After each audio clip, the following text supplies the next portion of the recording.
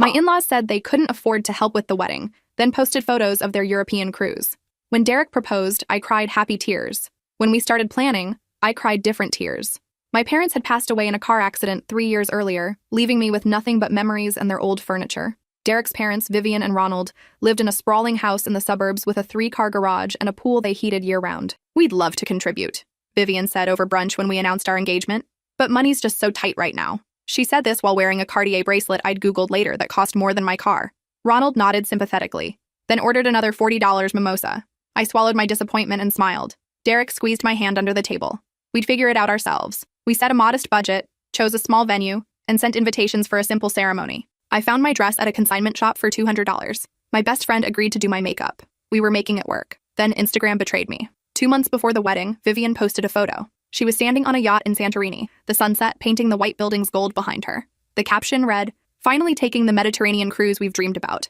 Sometimes you just have to treat yourself." I stared at my phone for 20 minutes.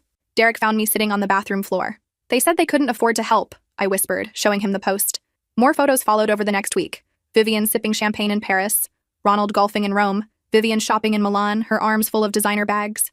Each post felt like a slap, but I said nothing. Derek called them once. "How could you lie to us?" he demanded. "Sweetie, we didn't lie," Vivian said smoothly. "We can't afford to help with the wedding and take our trip. We'd been planning this cruise for months before you even proposed. Surely you understand we deserve a vacation after working so hard all our lives." The wedding was beautiful despite everything. Vivian showed up in a white dress, which my friends still haven't forgiven. Ronald complained loudly about the cash bar. They left before the cake cutting. But we were married, and that was all that mattered. Until 3 months later when Derek's younger brother called. "Did you know Mom and Dad paid for Brittany's entire wedding?" he asked. "Like, everything? 50 grand? My stomach dropped. "When?" Derek asked. "Last year, before you even proposed." Derek hung up and immediately called his parents. The conversation lasted 4 minutes. I heard him shouting words he'd never used before. When it was over, he looked at me with tears in his eyes. "They said Brittany deserved a real wedding because she married someone from a good family. They said you were—" He couldn't finish, but I knew. Because I'd grown up in a trailer park before my parents worked their way to middle class. Because I didn't have the right last name or the right connections. Because I was the daughter-in-law they'd never wanted. Derek cut off contact immediately. No calls, no visits, no holidays. For 6 months, we heard nothing. Then my phone rang at 2 a.m. It was Ronald. "Your mother-in-law's in the hospital," he said. "She's asking for Derek. It's serious." When we arrived, Vivian was sitting up in bed, looking perfectly healthy. "Oh, good you came," she said cheerfully. "We need to talk about something important." She reached for a folder on her bedside table. Inside were legal documents. "We're updating our will," she said. "And we wanted you both to know that Derek is being removed as a beneficiary, unless he agrees to certain conditions." Derek's face went pale. "What conditions?" Ronald cleared his throat from his chair in the corner. "We need you to divorce her," he said, gesturing at me like I was furniture. "This marriage was clearly a mistake. We're willing to compensate you both for the inconvenience. $20,000 if you file within the month." The room went silent except for the beeping of Vivian's monitors. She wasn't sick at all. This was a performance. "You faked a medical emergency to bribe us?" I finally said. "It's not a bribe, dear," Vivian said sweetly. "It's an opportunity. Derek deserves someone from his own social circle. Someone who understands our family's standards. We've already spoken to the Hendersons about their daughter Penelope. She's recently divorced and very interested." Derek stood so abruptly his chair scraped against the floor. "We're leaving," he said, his voice shaking with rage. "And don't ever contact us again." "If you walk out that door, you're choosing poverty over family," Ronald warned. "We'll make sure every business connection, every opportunity, every door in this city closes for you." "Then I guess we're moving," Derek said, grabbing my hand. We left Vivian sitting in her hospital bed, her face twisted with shock that her manipulation hadn't worked. The threats started the next week. Derek's boss called him into the office. Ronald played golf with the CEO. Derek was suddenly being written up for minor infractions, his projects reassigned, his hours cut. Within a month, he was let go. "Budget cuts," they said, though 3 new people were hired the following week. I worked as a receptionist at a dental office, barely making enough to cover rent after Derek lost his job. He applied everywhere, but his references all came back the same way. Not a good fit. Overqualified. Position filled. Ronald's influence spread farther than we'd realized. After 4 months of rejections, Derek stopped checking job sites. He'd sit on our apartment balcony for hours, staring at nothing. "Maybe we should just take the money," he said one night. "Get divorced on paper, split the cash, then remarry later when they calm down." "You think they'd ever accept me after that?" I asked. "You think they'd just hand over money and let it go?" He knew I was right, but the desperation was eating at him. His parents had raised him to believe his last name opened doors. Now that same name was slamming them shut. One evening I came home to find him packing. "I got a job offer," he said. "In Montana. Construction work. It's a 3-hour drive from any major city. The pay is barely above minimum wage, and the housing is a trailer on the work site." "When do we leave?" I asked, his eyes filled with tears. "You'd really come with me to the middle of nowhere?" You chose me over millions of dollars, I said. I can choose you over comfort. We sold everything we couldn't fit in our car and drove 16 hours to a town called Willowbrook, population 847. The trailer was smaller than our old apartment's bedroom. The shower had rust stains and the heating barely worked. Derek's job was brutal. 10-hour days of manual labor in freezing temperatures. I found work at the only grocery store, stocking shelves for $12 an hour. But something unexpected happened. Without his parents' money and influence, Derek became someone I loved even more. He'd come home exhausted, his hands calloused and scarred, and still find the energy to cook dinner with me in our tiny kitchen. We'd eat while sitting on our bed because there wasn't room for a table. And we were happy. Genuinely happy in a way we'd never been in the city, surrounded by his parents' judgment. 6 months in, I found out I was pregnant. We talked about kids, but always planned to wait until we were financially stable. That clearly wasn't happening anytime soon. When I told Derek, he cried. Then he laughed. Then he kissed me and said, "Our kid's going to be raised without any of their toxic garbage." We agreed not to tell his parents. But his brother found out somehow and couldn't keep the secret. Vivian called the day after we'd had our first ultrasound. "A baby," she said, her voice sugary sweet. "Oh, Derek, that's wonderful news. Of course you'll need help. A baby is so expensive. We've been thinking, maybe we were too harsh.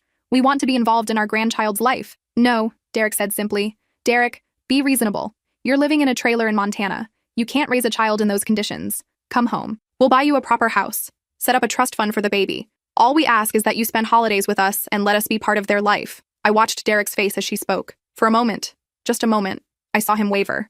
The offer was everything we needed, everything we'd struggled without. Then he looked at me, at my hand resting on my still flat stomach, and something hardened in his eyes.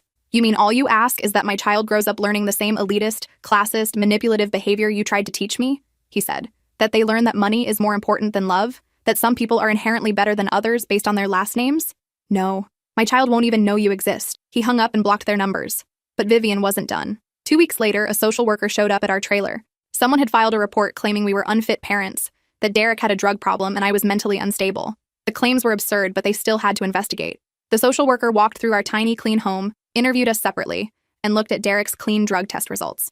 "I'm going to be honest with you," she said as she was leaving. "Someone with money is behind this." The report was detailed, professional, and completely fabricated. "They're going to keep trying. Document everything." She was right. Over the next 3 months, we were investigated 4 more times. Each report slightly different, each one dismissed. But the stress was taking its toll. I started having contractions at 6 months. The doctor put me on bed rest, which meant losing my grocery store job. We were surviving on Derek's income alone, barely making rent. Then Derek's truck broke down. The repair was wanting $800 we didn't have. Without transportation, he couldn't get to work, which was 40 minutes away. We had exactly $340 in our bank account, and my due date was in 10 weeks. That night, Derek's resolve finally cracked. "I need to call them," he said, "just for the truck repair. I'll beg if I have to." "You know they'll use it against us," I said. "They'll hold it over our heads forever." "What choice do we have?" he asked. And I couldn't answer because he was right. He called. Ronald answered on the first ring, like he'd been waiting. The conversation lasted an hour. When Derek hung up, he looked hollowed out. "They'll wire the money tomorrow," he said. "In exchange, we spend Christmas at their house, and they get to meet the baby after it's born. 2 visits a year, supervised by us." It felt like selling our souls, but we were out of options. The money appeared the next morning. Derek got his truck fixed, but the victory felt hollow. We'd given them exactly what they wanted, proof that they could still control us with their wealth. Christmas was 3 weeks away. The thought of going back, of stepping into that massive house after everything they'd done, made me physically ill. We arrived on Christmas Eve, driving through their neighborhood where every house looked like it belonged in a magazine. Vivian answered the door in a dress that probably cost more than our monthly rent.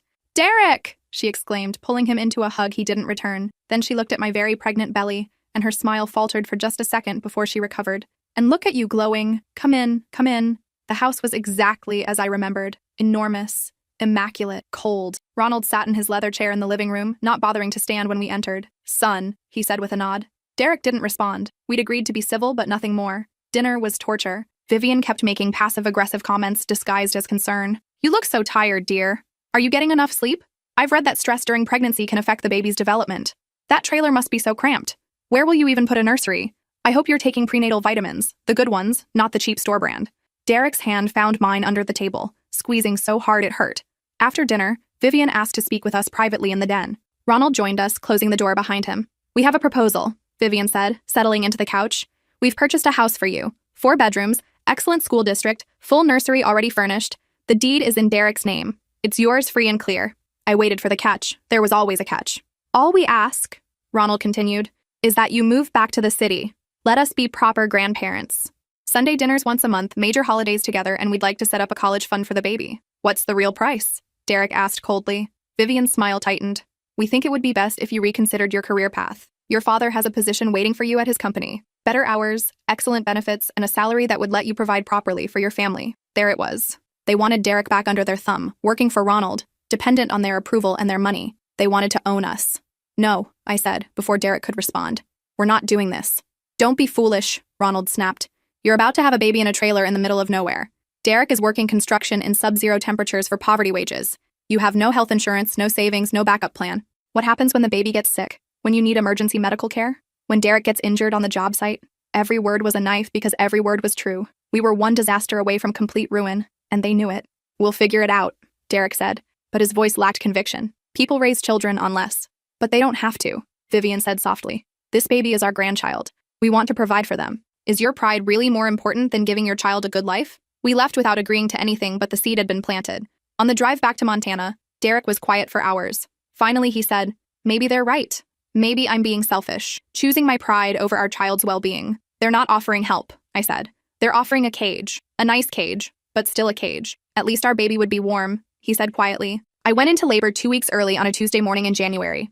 The hospital was an hour away and a snowstorm had closed the main road. We had to take the long route, Derek driving our truck through 8 inches of snow while I screamed through contractions in the passenger seat. We barely made it. Our daughter was born at 2:47 a.m., 6 pounds 4 ounces with Derek's eyes and my nose. We named her Ivy, not after anyone, not following any family tradition, just a name we both loved. The bill came 3 days later. $22,000 after our minimal insurance coverage. We had no way to pay it. The hospital set us up on a payment plan that would take 5 years to complete. Derek held Ivy in the hospital room, staring at her tiny face, and I watched something break inside him. I'm calling them, he said. Derek, I can't do this, he said, tears streaming down his face. I can't watch her grow up in poverty because I'm too stubborn to swallow my pride. I can't risk her getting sick and not being able to afford treatment. I can't make her suffer for my principles. He called from the hospital room while I nursed Ivy. I could only hear his side of the conversation, but I heard him agree to every one of their conditions. The job at Ronald's company, moving back to the city, Sunday dinners, holiday gatherings. When he hung up, he couldn't look at me. I'm sorry, he whispered. I'm so sorry. Don't be, I said, and I meant it. Because as much as I hated his parents, as much as I hated what they represented, I couldn't ask him to choose pride over our daughter's basic needs. That didn't make me weak. It made me a mother. We moved back to the city 2 months later. The house Vivian had mentioned was real, located in an upscale neighborhood with tree-lined streets and perfect lawns. 4 bedrooms, 3 bathrooms, a nursery painted soft yellow with a crib that probably cost more than our old trailer. Derek started at Ronald's company the following Monday. The salary was triple what he'd made in Montana. We had health insurance, dental, vision, a 401k, security, and every single day felt like dying slowly. The first Sunday dinner was a nightmare. Vivian held Ivy the entire time, posing for photos while I sat uselessly on the couch. She has the family eyes, she kept saying to guests who stopped by. Doesn't she look just like Derek did at this age? She'd posted 17 photos on social media before we even sat down to eat, each one captioned with some variation of blessed grandmother or family is everything. Not a single photo included me. I was cropped out or positioned outside the frame or simply not invited into the shot. When I mentioned it to Derek later, he just sighed. Pick your battles, he said. We got what we needed. Let her have the photos. But it wasn't just photos. Over the next 6 months, Vivian slowly inserted herself into every aspect of Ivy's life. She bought a car seat and stroller for her house without asking. She set up a second nursery in their guest room. She started referring to Sundays as her day with Ivy and would throw a fit if we had other plans. When Ivy was 6 months old, Vivian announced she'd hired a nanny. We don't need a nanny, I said. I'm her mother. Don't be silly, dear, Vivian said, waving her hand dismissively. You'll want to go back to work eventually, and Denise has excellent references. She raised 3 children who all went to Harvard. I'm not going back to work, and we're not hiring a nanny. Well, if you're going to be home anyway, you might as well use the time productively. I've enrolled you in some classes at the country club. Yoga mostly, but also some networking events. You'll need to make the right connections if you want to fit in with our social circle. I looked at Derek, waiting for him to intervene. He was staring at his phone, pretending not to hear the conversation. That night, I confronted him. You need to set boundaries with your mother. She's trying to take over Ivy's entire life. She's just excited to be a grandmother, he said, still not looking at me. She's trying to replace me, I said. And you're letting her. What do you want me to do? He finally snapped. Tell them to back off after they gave us a house, a job, financial security, after they're paying for Ivy's college fund and her healthcare and everything else? We owe them this. We don't owe them our daughter. But we did. That was the price we'd agreed to pay. I just hadn't realized how expensive it would be. By the time Ivy turned 1, I barely felt like her mother anymore. Vivian had taken over milestone celebrations, insisting on throwing elaborate parties at her house where I was treated like a guest. She bought all of Ivy's clothes, refusing anything I picked out because it wasn't appropriate for a child of Ivy's standing. She'd started a Pinterest board for Ivy's future wedding. The breaking point came on Ivy's first birthday. We'd planned a small party at our house, just close friends and Derek's brother. But Vivian had other ideas. She showed up at our door at 8 a.m. with a party planner and a team of decorators. "Surprise!" she sang. "I'm taking over. You two just relax and be guests at your own daughter's party." By noon, our house was transformed into something from a magazine. 1,000 pink balloons, a custom cake from the most expensive bakery in the city, a professional photographer, and 40 guests I'd never met, all business associates of Ronald's and their families. Ivy sat in her high chair, overwhelmed by the crowd and the noise, crying while Vivian posed her for photos. I tried to comfort her, but Vivian physically pushed me aside. "She just needs to settle down," she said. "Denise, can you take her to the nursery for a moment?" The nanny I'd never agreed to hire picked up my screaming daughter and carried her upstairs, in my own house, while I stood there, useless. "That's it," I said, loud enough that the room went quiet.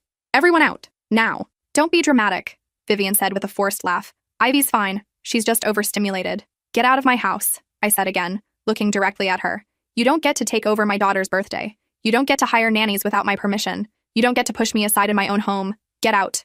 Vivian's face went red. "Derek, control your wife." Derek stood frozen, looking between his mother and me. This was the moment.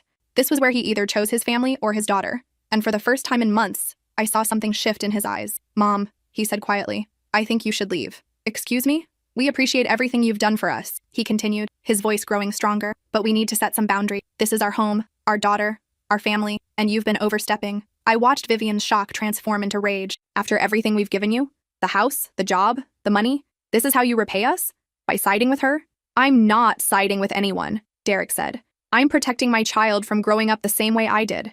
Controlled, manipulated, taught that love comes with conditions and strings attached." Ronald had been standing silently in the corner. Now he stepped forward. "If that's how you feel, then perhaps we should discuss the terms of your employment." "I quit," Derek said. Just like that. No hesitation. "I'll find another job. We'll figure it out." "The house is in your name," Ronald said coldly, "but the mortgage is in ours. You quit, we stop paying. You'll have 30 days before foreclosure proceedings begin." It was a lie. They'd said the house was free and clear, but I wasn't surprised. Nothing they said was ever true. Derek wasn't surprised either. "Then I guess we're moving again," he said. We asked everyone to leave. The party planner, the photographer, the 40 guests who'd turned Ivy's birthday into a networking event. Denise, the nanny, packed up her things without a word. When the house was finally empty and quiet, Derek and I sat on the floor of our living room, surrounded by ridiculous pink decorations and untouched catered food. "I'm sorry," he said, "for all of it, for letting them control us, for not protecting you and Ivy sooner." "Where do we go from here?" I asked. He pulled out his phone and made a call. "Hey, is that construction job still available, the one in Montana?" A pause. "Yeah, I know I left, but I'm wondering if you'd take me back." We were packed and gone within a week. Ronald followed through on his threat, the foreclosure notice arriving on our 6th day. We didn't care.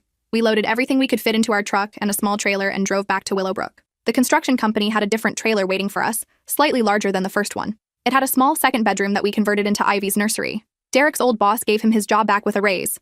I found work at a local diner, taking Ivy with me for my shifts. The owner, an older woman named Patricia, loved having a baby around and let me keep Ivy in a playpen in the back office. We were making ends meet barely, but we were free. Vivian called 63 times in the first month. Derek blocked her number after the 13th voicemail where she called me every name she could think of. Ronald sent lawyers. They threatened to sue for grandparents' rights, claiming we were keeping Ivy from them. Our lawyer explained that Montana had strict laws about grandparent visitation, and given their history of manipulation, we had a solid case. The lawsuit was dropped 3 weeks later. We heard through Derek's brother that Vivian had a breakdown, that she'd told everyone we'd kidnapped Ivy, that she was planning to call CPS in Montana, that she was going to prove we were unfit parents. But nothing came of it. The months passed and the calls stopped, and we were finally, truly free. Ivy turned 2 in our trailer with just us and Patricia from the diner. We made a box cake and sang off key and let Ivy smash her piece all over her face.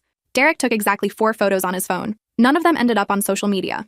All of them ended up in a small album we kept on our bookshelf. By Ivy's 3rd birthday, we'd saved enough to move out of the trailer and into a small rental house in town. 2 bedrooms, 1 bathroom, a kitchen where the oven actually worked consistently. Derek had been promoted to foreman. I'd become head waitress at the diner, and Patricia had started paying me under the table to help with her bookkeeping. We were building something real. Then one Tuesday morning, Derek's brother called. "Dad's dead," he said without preamble. "Heart attack. Happened 2 days ago. The funeral is Saturday." Derek stared at his phone after hanging up. "Do you want to go?" I asked carefully. "I don't know," he admitted. "He was terrible to us, but he was still my dad." We decided to attend the funeral but stay in a hotel, not with family. The service was exactly what I expected. Expensive, impersonal, full of business associates who delivered generic eulogies about Ronald's dedication and work ethic. Vivian sat in the front row, dressed in black, accepting condolences like she was receiving guests at a party. When she saw Derek, she rushed over. "My boy," she sobbed, pulling him into a hug. "I've missed you so much. These past 2 years have been torture. Where's my granddaughter?" "With a sitter in Montana," Derek said, gently extracting himself from her embrace. Her face fell. "You didn't bring her? To her own grandfather's funeral? She's 3. She didn't know him." Vivian's grief transformed instantly into rage. "That's your fault. You kept her from us. You poisoned her against her own family. We protected her from toxicity," I said. "There's a difference." "You!" Vivian hissed, turning to me. "This is all your fault. My son was happy before you. My marriage was fine before you drove a wedge between us. Now my husband is dead and I'm all alone, and it's because of you." "Mom, that's enough," Derek said. "Don't you defend her," Vivian screamed, loud enough that the entire funeral service turned to look. "She ruined everything. She took my son, my granddaughter, and now she's taken my husband." "How exactly did I cause Dad's heart attack?" Derek asked quietly. "The stress. The stress of losing you, of being cut off from Ivy, of watching you throw away everything we built for you. It killed him." Derek's brother stepped in, physically moving Vivian away from us. "Maybe you two should go," he said apologetically. We didn't need to be told twice. As we were leaving, I heard Vivian wailing to someone. "They showed up just to torture me. They didn't even bring my grandbaby." In the car, Derek was silent for 30 minutes. Then he said, "She'll never change, will she?" "No," I said. "She won't. What if she dies and I regret not trying to reconcile?" "Then you regret it," I said. "But at least Ivy will grow up knowing love doesn't come with conditions." We drove back to Montana and didn't look back. Derek's brother called a month later with news about the will. Ronald had left everything to Vivian with the provision that upon her death, Derek would inherit half, but there was a catch. Derek could only inherit if he reconciled with Vivian before she died and maintained regular contact with her for at least a year. "He's trying to control you from beyond the grave," I said. "I know," Derek replied. "The estate is worth about $4 million. $4 million. Enough to buy a real house, pay for Ivy's college, give her every opportunity we couldn't afford now. Enough to never worry about money again." "What do you want to do?" I asked. "Nothing," he said. "I don't want their money. I don't want to spend a year pretending to reconcile with someone who's made it clear she hates you. I don't want Ivy to grow up learning that you compromise your values for inheritance. That's a lot of money to walk away from." "I've already walked away from more," he said, pulling me close. "I walked away from their expectations, their lifestyle, their definition of success. And I gained everything that actually matters." "Well, but life has a way of testing your principles." 6 months later, I was diagnosed with cancer. Cervical stage 2, caught early but requiring surgery and treatment that would cost hundreds of thousands of dollars. Our insurance through Derek's job covered some of it, but we'd still be looking at $60,000 in out-of-pocket expenses. Money we absolutely did not have. Derek's brother called when he heard the news. "Listen," he said, "I know how you feel about Mom, but she's still family. Let me talk to her. Maybe she'd help with the medical bills, no strings attached." "There are always strings," Derek said. "Maybe, but it's worth asking." He did ask, and Vivian agreed immediately. She'd pay for everything, all my treatment, all my medications, all my follow-up care. In exchange, Derek had to move back to the city with Ivy for the duration of my treatment. I'd stay in Montana near my oncologist while Derek and Ivy lived with Vivian, and we'd do weekly video calls. It was a hostage situation, dressed up as generosity. She'd have Derek and Ivy right where she wanted them, while I was too sick and too far away to intervene. "Absolutely not," I said when Derek told me. "It's your life," he said desperately. "If we don't do the treatment, then we don't do it," I said. "We apply for medical assistance, we set up a GoFundMe, we sell everything we own, but we don't give her our daughter." "What if you die?" he asked, and the question hung in the air like smoke. We tried everything else first. The GoFundMe raised $18,000, which was amazing but nowhere near enough. Medical assistance covered another $20,000.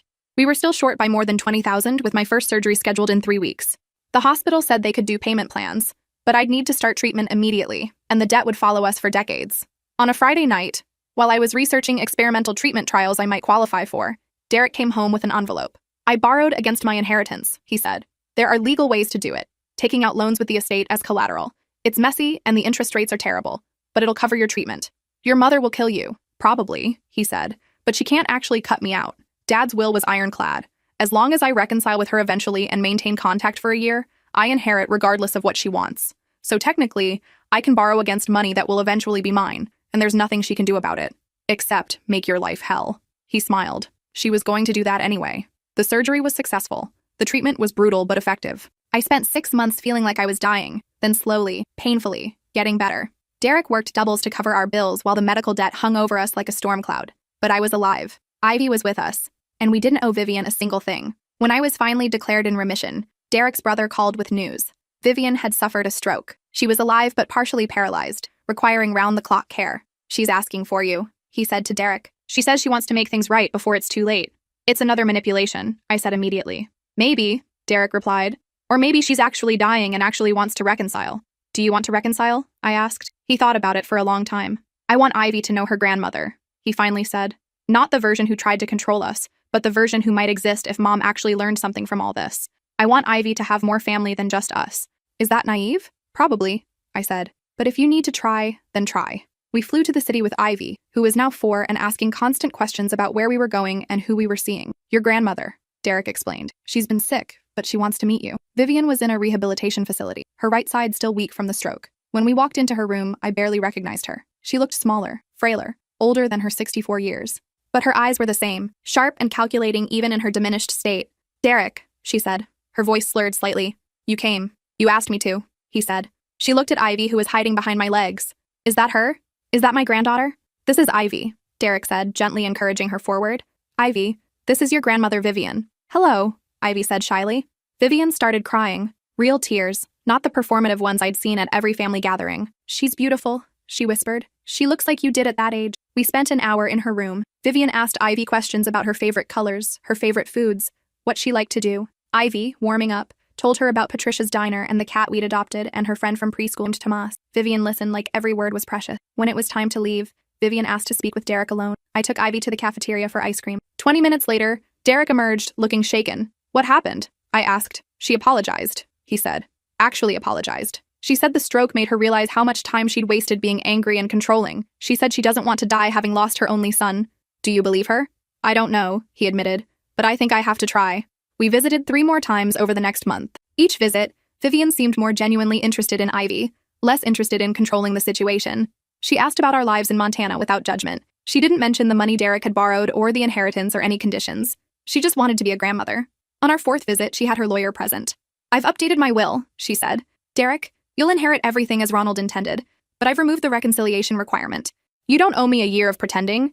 You don't owe me anything. I just hope you'll let me know Ivy before I'm gone." It felt too easy, too convenient.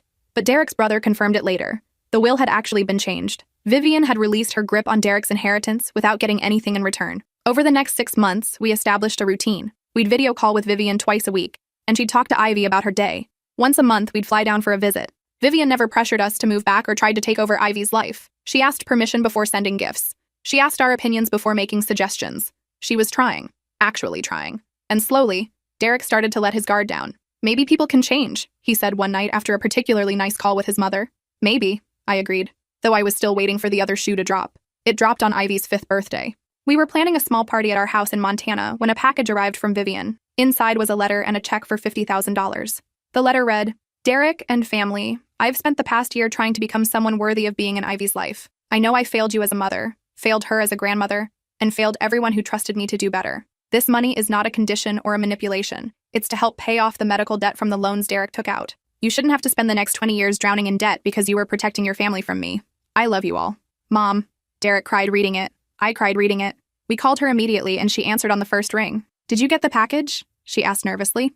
"Mom, we can't accept this," Derek said. "Yes, you can," she replied firmly. "Because it's not about you accepting anything from me. It's about me trying to fix even a small part of the damage I've caused. Please, let me do this one thing right." We used the money to pay off the medical debt completely with enough left over to start a college fund for Ivy. 2 months later, Vivian was released from the rehabilitation facility and moved into an assisted living community near Derek's brother. She called every Tuesday like clockwork to talk to Ivy. She sent cards for every minor holiday. She never once asked us to move back or criticized our choices or tried to control anything. For the first time, Derek started talking about his mother with something other than pain or anger. "I think she actually learned something," he said.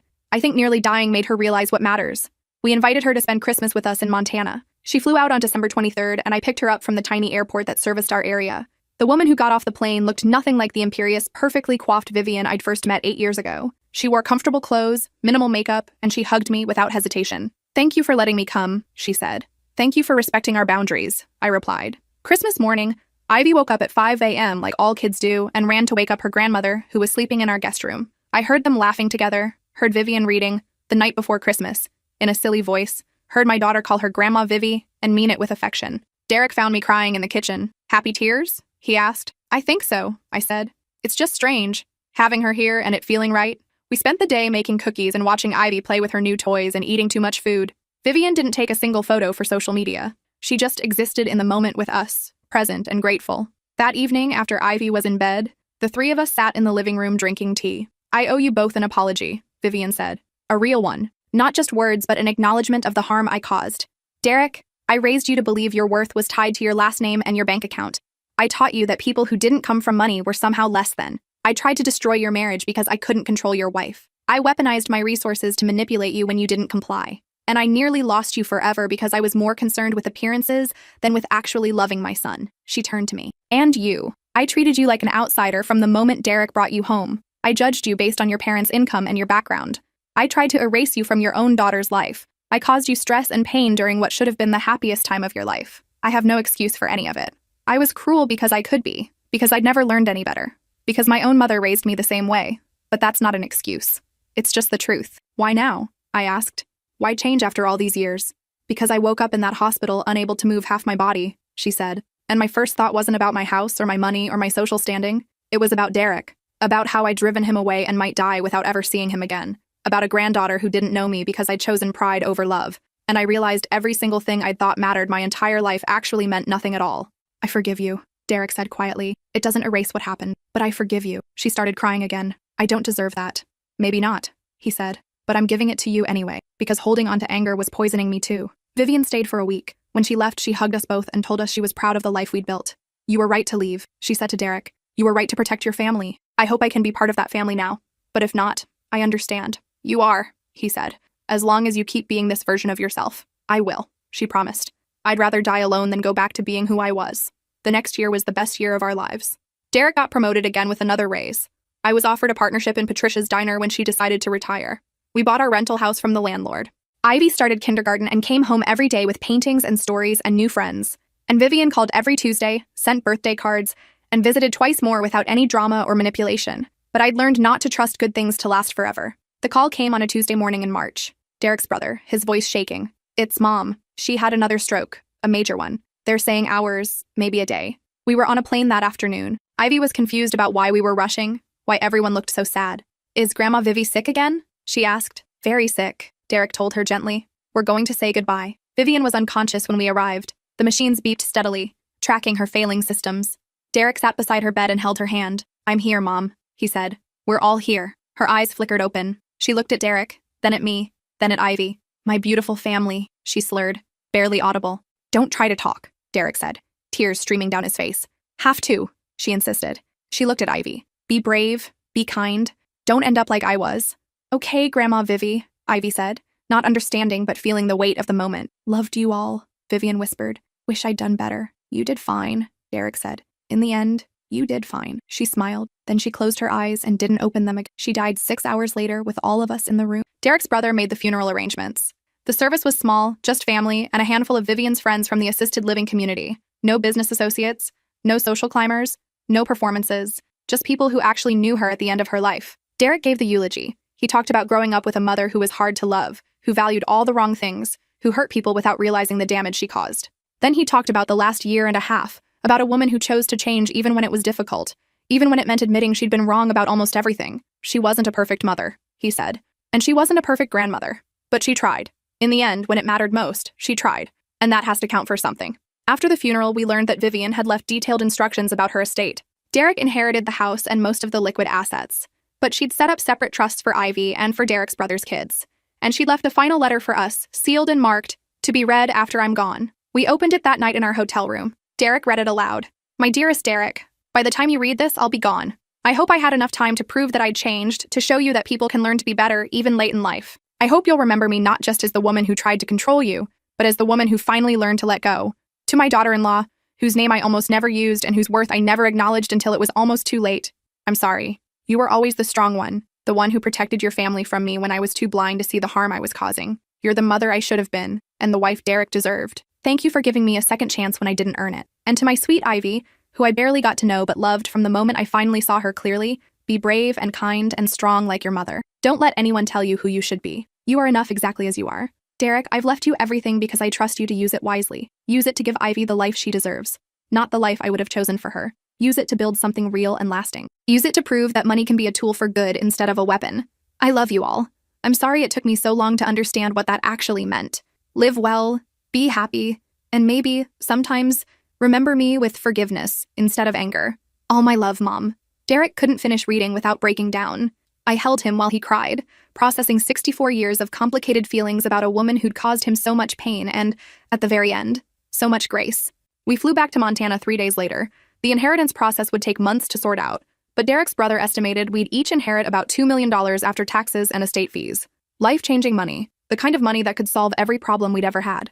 What do you want to do with it? I asked Derek one night after Ivy was asleep. I don't know, he admitted. Part of me wants to refuse it, to prove we don't need their money to be happy. But we're not refusing it from them, I said. We're accepting it from her, from the woman who changed. There's a difference. He thought about that. What would you do with it? Pay off the house, I said immediately. Set up Ivy's college fund properly. Maybe start a scholarship for kids from low-income families who want to go to college. Something that would have helped me when I was younger. That's a good idea, he said. Really good. We used the inheritance carefully. We paid off our house and put a substantial amount away for Ivy's education. We invested in Derek's construction company, helping them expand and hire more workers. I became the full owner of Patricia's Diner and renamed it Patricia's Legacy. And we established the Vivian Scholarships for first-generation college students from low-income backgrounds, funding 20 students a year with full tuition, housing, and book costs. The scholarship program got mentioned in a local news article. A reporter asked Derek why he'd named it after his mother given their difficult history. Because people can change, he said. And when they do, we should honor that change, not just punish them forever for who they used to be. 3 years later, Ivy is 8. She's smart and funny and kind, with none of the entitlement or snobbery her grandmother started with. She knows the full story of her grandparents, age-appropriately edited, and she knows that people are complicated, that someone can hurt you and love you, that forgiveness doesn't mean forgetting, that families are messy and difficult and worth fighting for. Sometimes I think about that first brunch when Vivian told us they couldn't afford to help with the wedding, about the cruise photos and the lies and the years of manipulation and pain that followed, about how close we came to giving up, to letting their money control us, to losing ourselves completely. And then I think about that final Christmas, about Vivian reading to Ivy in a silly voice, about her genuine apology and her attempt to make things right. I think about her last words. Loved you all. Wish I'd done better. She did better. Not perfectly, not even close. But she tried. And in a family defined by conditional love and transactional relationships, trying mattered more than anything. Derek still struggles sometimes with anger at the years we lost, at the financial struggles we endured, at the pain his mother caused before she finally changed. But he also visits her grave every few months with Ivy. They bring flowers and tell her stories about what's happening in their lives. And Ivy always says the same thing before we leave. I wish I'd known you longer, Grandma Vivi. Me too, I think. Despite everything. Me too. Because the woman we knew at the end wasn't the woman who ruined our wedding or tried to buy our daughter or made our lives hell. She was someone different. Someone who'd learned finally what actually mattered. And maybe that's the real lesson. That it's never too late to change. That forgiveness isn't about excusing the past, but about choosing not to let it poison your future. That families are complicated and messy, and sometimes the people who hurt you most are also the people who love you most. They just don't know how to show it. We're okay now. Better than okay. We have a life we built ourselves. In a town that accepted us, with a daughter who knows her worth isn't determined by her last name or her bank account. And we have enough money to be comfortable without being consumed by it. Vivian's house sold last year. Derek's brother got half the proceeds. We got the other half. We didn't keep any of her furniture or belongings. Nothing that would remind us of who she used to be. But we kept the photos from that last year. The ones of her reading to Ivy and laughing at our kitchen table and looking genuinely happy in her final months. Those photos sit on our mantle now, right next to our wedding photo from the tiny ceremony where Vivian wore white and left early. It's a reminder of where we started and where we ended up, of pain and healing, of justice and grace. Last week, the first group of Vivian Scholarship recipients graduated college. 20 kids who might not have had that opportunity without her final act of redemption. At the ceremony, one of them gave a speech about being the first in her family to get a degree, about how the scholarship had changed her entire life's trajectory. Derek squeezed my hand. She would have liked this, he said. Yeah, I agreed. She would have. Because in the end, Vivian's legacy wasn't the money or the house or the social status she'd valued so much. It was this. 20 kids getting opportunities they'd never have had otherwise. A granddaughter who knew her for just long enough to see the good in her. A son who learned that forgiveness was possible even when you thought you'd used it all up. And maybe that's enough. Maybe that's more than enough. Maybe that's everything.